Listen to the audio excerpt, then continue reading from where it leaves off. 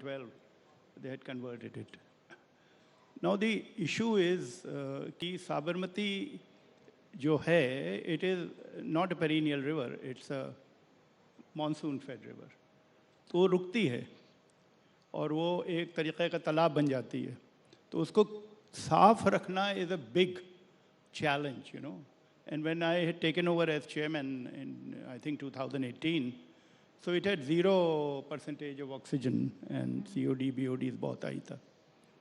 I can say, अभी ऐसा नहीं है कि कोई जाके उसमें swim कर ले, but definitely now we have about 8% oxygen.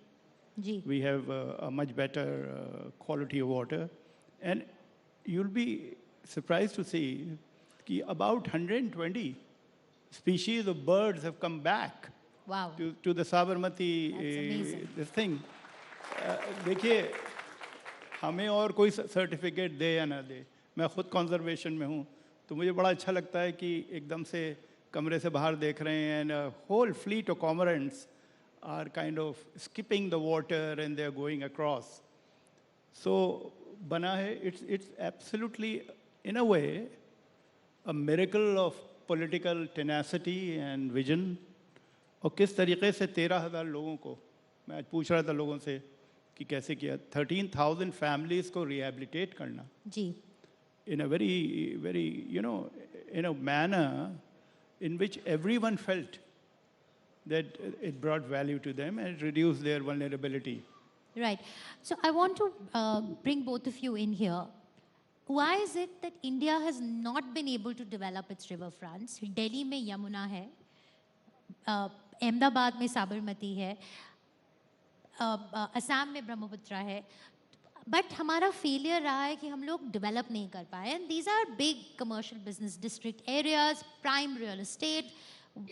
What has been the challenge? Is it lack of political will?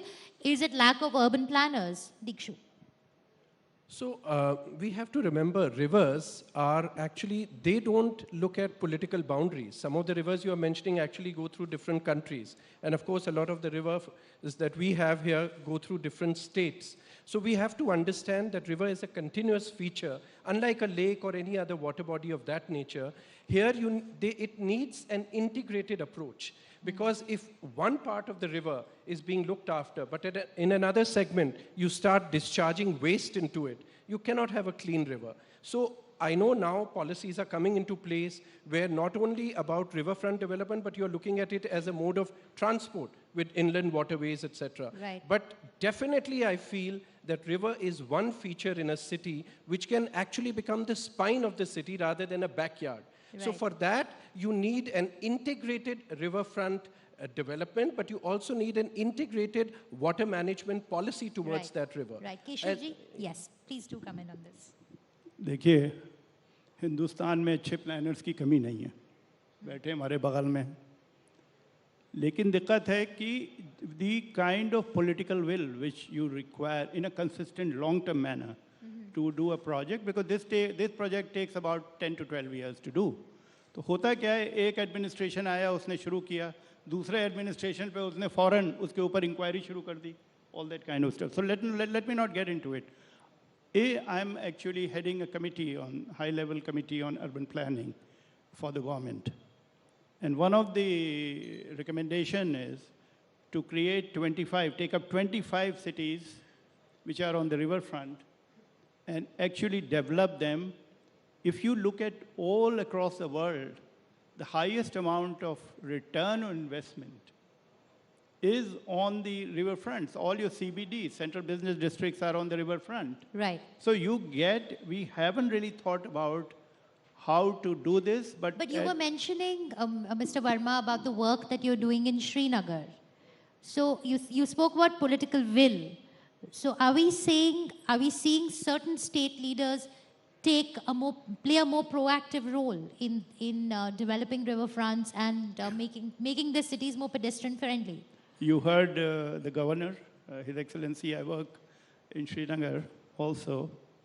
You know, of course, सब लोग ये फिरदौस है और ये सब चीज़.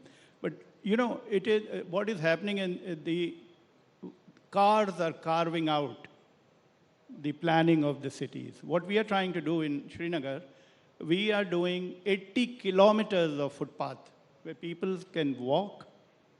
There has to be pedestrian security and safety. एक तो हम ये कर रहे हैं.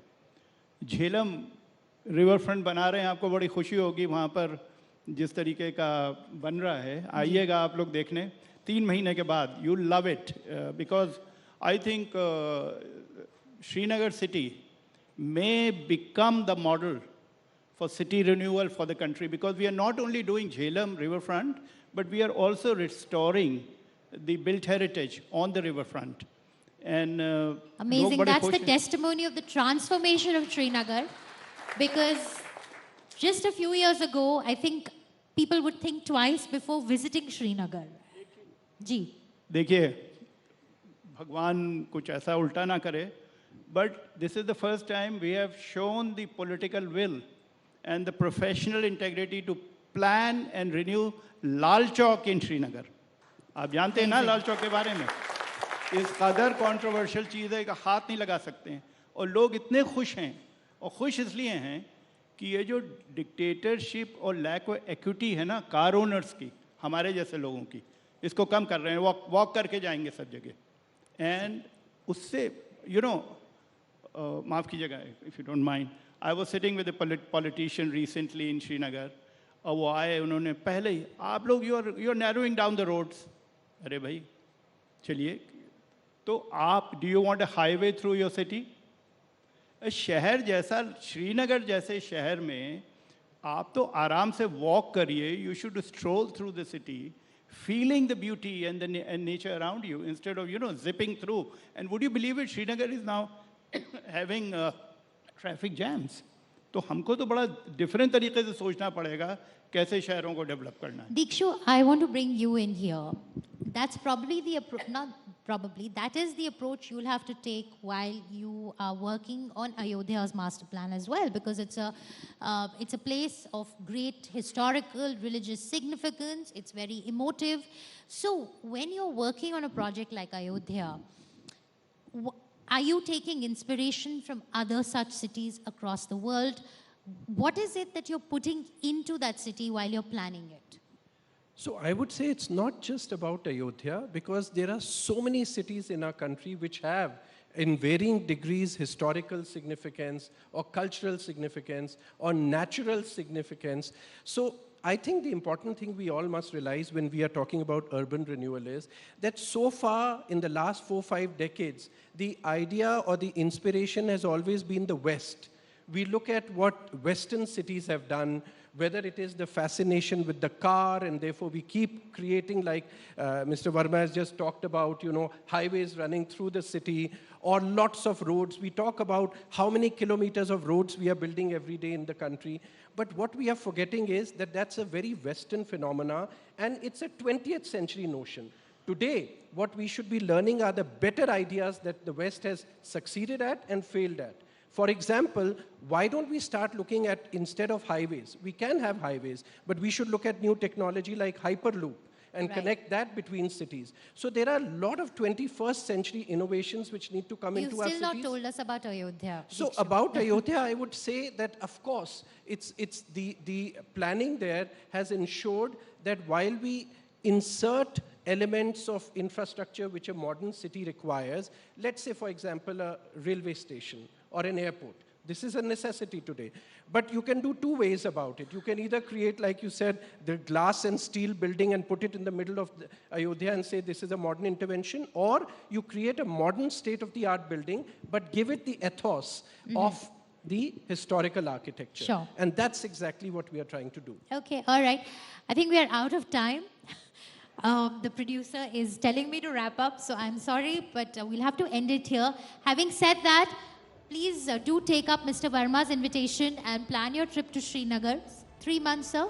So summer in Kashmir, Indian Srinagar में summer. आइए, सुनिए, इस कदर टूरिस्ट आ रहे हैं कि पहले से रिजर्व करा के आइएगा. And Because Dikshu 2-2 is... साल के लिए पूरा booked है hotels, It's an amazing transformation, and all of us should feel very proud, because what is becoming, this is what I call transformational urbanism.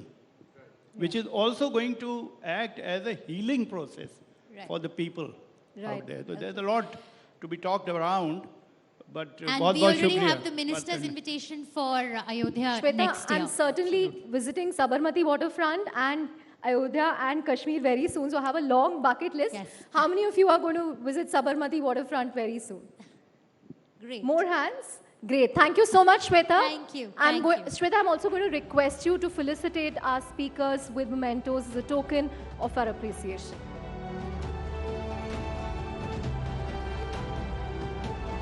Huge round of applause, everyone.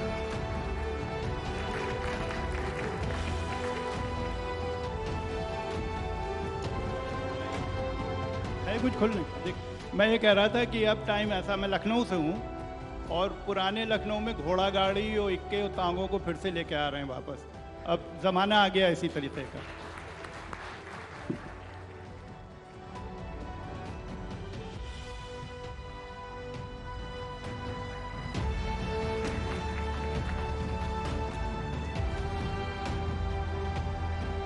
Thank you very much, and thank you, Shweta, for moderating that wonderful discussion. Now, before we move on to our next session, I have a question for all of you. How many of you have watched Family Man on Amazon Prime? Great, almost the entire room. So I'm very excited to present the next session with a person who's known for his acting chops and for